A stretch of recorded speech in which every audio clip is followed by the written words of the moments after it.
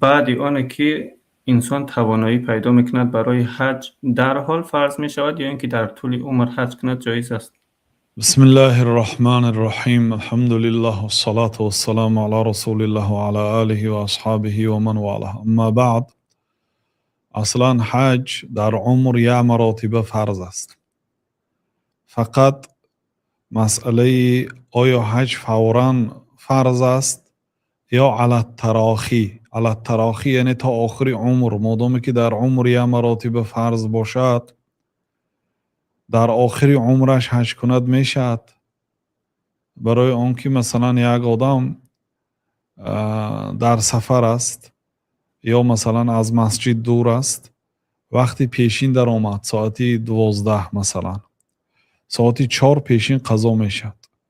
اگر رفت و همین آدم پیش از ساعتی 4 ساعتهای مثلا 3:40 3:20 3:30 خواند، گناهکار نمیشد و چونکه قضا نکرد یا در نیتش بود که ساعتهای 3:30 میخوانم، گفته نیت کرد، یعنی قضا کردنی نبود، لیکن 3:30 نشده از دنیا گذشت. روز قیامت الله تعالی برای همین نماز پیشین جزا نمیدهد.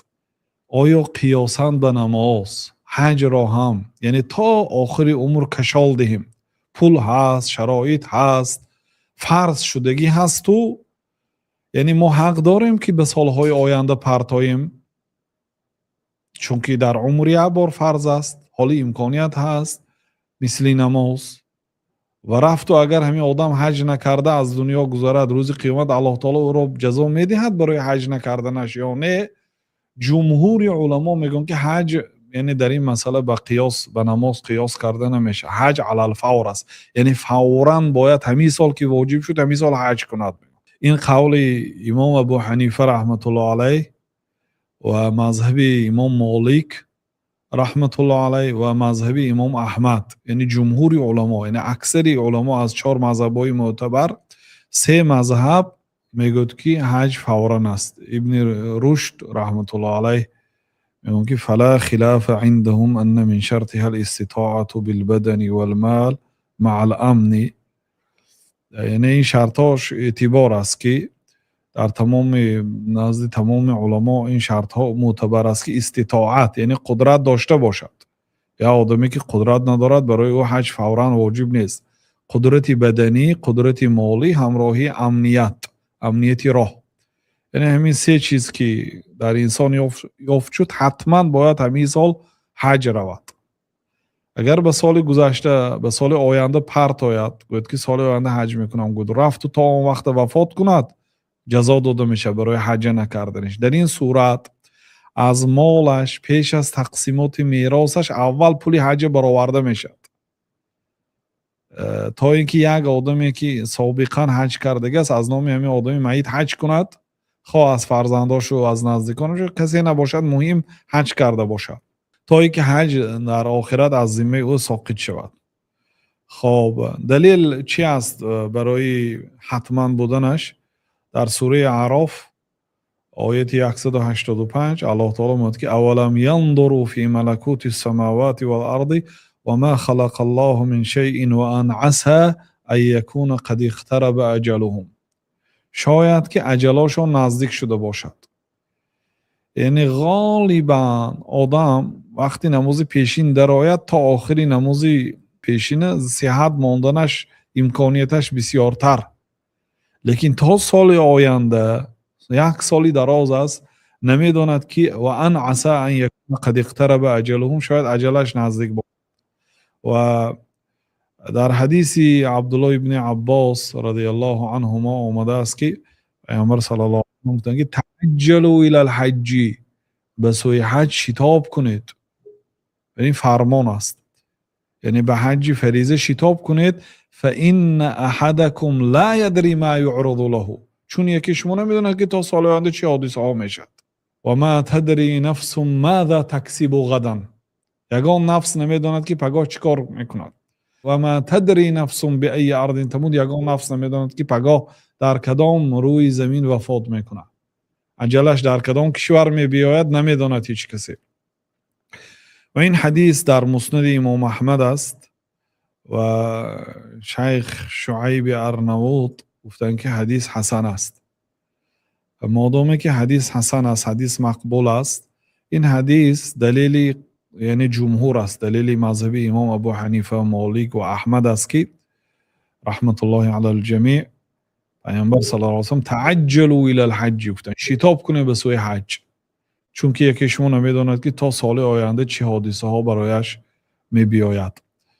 و امام ترمذی در سننشان گفتن که باب ما جاء فی التغلیظ فی ترک الحج، باب درباره درشت گفتن در مسئله حج، درشت سخت کرده گفتن. بعضی گپه اگر ملایم کرده گویید همین بچه‌تونم ها میگوید، لیکن وقتی که سخت کرده گفتید، تأکید کرده گفتید، این جاش دیگر است.